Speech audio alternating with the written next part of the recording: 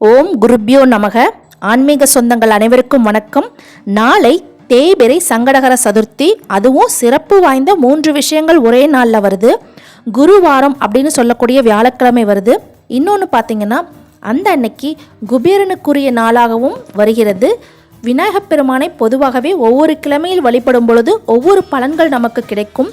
அதுபோல ஒவ்வொரு மாதத்திற்கும் உண்டான பலன்களும் உண்டு. இந்த பங்குனி மாதத்தில் கொண்டாடப்படக்கூடிய தேய்பிறை சதுர்த்திக்கு பாலச்சந்திர சதுர்த்தி விரதம் என்று பெயர்.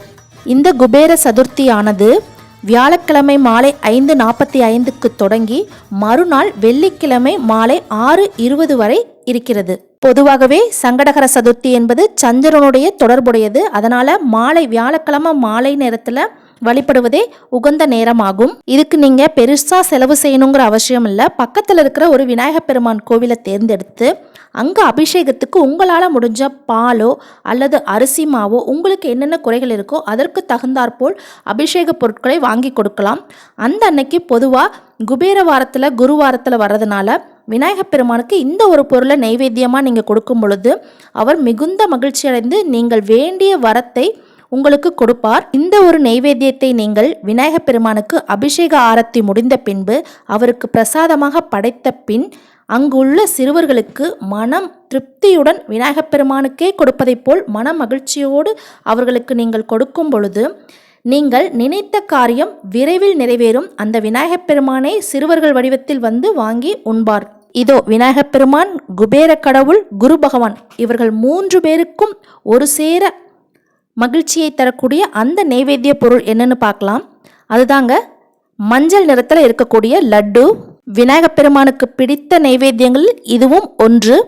குபேர பெருமானுக்கும் இது உகந்த நைவேத்தியமாகும். மகாலட்சுமி குபேரனை வழிபடும் பொழுது லட்டுவை வைத்து வழிபடுவது நம்மளுடைய எண்ணங்களை ஈடேற்றி தரும். அதுபோலவே நாளை குருவாரம் என்பதால் மஞ்சள் நிறத்தில் இருக்கக்கூடிய அந்த நைவேத்தியத்தை நீங்கள் குழந்தைங்களுக்கு கொடுக்கும் பொழுது குருவின் அருளும் பெற்றுத்தரும்.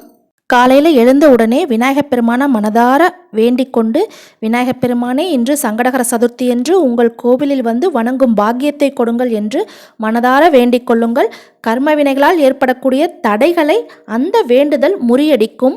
அதன் பின் நீங்கள் குளித்துவிட்டு விரதம் இருக்க வேண்டுமானால் இருக்கலாம். இல்லை என்றால் நீங்கள் எப்பொழுதும் போல உங்கள் பணியை தொடரலாம். மாலை கண்டிப்பாக கோவிலுக்கு சென்று 2 நெய் தீபம் ஏற்றி 9 தோப்புக்கரணம் இடுங்கள். இது நவக்கிரக தோஷத்தை நீக்கும். அறிந்தும் அறியாமலும் தெரிந்தும் தெரியாமலும் நாம் செய்த பாவங்களையும் போக்கக்கூடியது. கடவுள் இடத்தில் இந்த தோப்பிற்கரணம் போட்டு வேண்டுவது முக்கியமான ஒரு செயல். அடுத்ததாக பார்த்தீங்கன்னா அபிஷேகத்துக்கு பொருள் வாங்கி கொடுங்க. முடியாதவங்க கையெடுத்து கும்பிடுங்க. கற்பூரம் பற்ற வச்சு கும்பிட்டிங்கன்னா கூட போதும். இதுக்கு நீங்கள் செலவு செய்யணும்னு தேவையில்லை. இந்த நெய்வேத்தியம் எதுக்கு பர்டிகுலராக நாளைக்கு நாம் கொடுக்க சொல்கிறோன்னு பார்த்தோம்னா, பாலச்சந்திர சதுர்த்திங்கிறது குழந்தை வடிவத்தில் இருக்கக்கூடிய விநாயகப் பெருமானை கொண்டாடக்கூடிய சதுர்த்தி. நம்ம ஒரு குழந்தைய பார்க்க போகிறதுனா ஏதாவது கண்டிப்பாக வாங்கிட்டு போவோம். அந்த குழந்தைங்க மன மகிழ்ச்சியோட சந்தோஷமாக அதை வாங்கி சாப்பிடுவாங்க. அதுபோலத்தான் நாளைக்கு நம்ம விநாயகரை பார்க்க போகும் பொழுதும் இந்த ஒரு நைவேத்திய பொருளை நீங்கள் வாங்கிட்டு போகும்போது விநாயகர் மனம் மகிழ்ந்து உங்களுக்கு அருள்வார். உங்கள் வேண்டுதல்கள் எதுவாக வேண்டுமானாலும் இருக்கலாம். ஆனால் முழு மனதோடு நம்பிக்கையோடு செய்யுங்கள். விநாயகப் பெருமான் அருளால் அது நிறைவேறும்.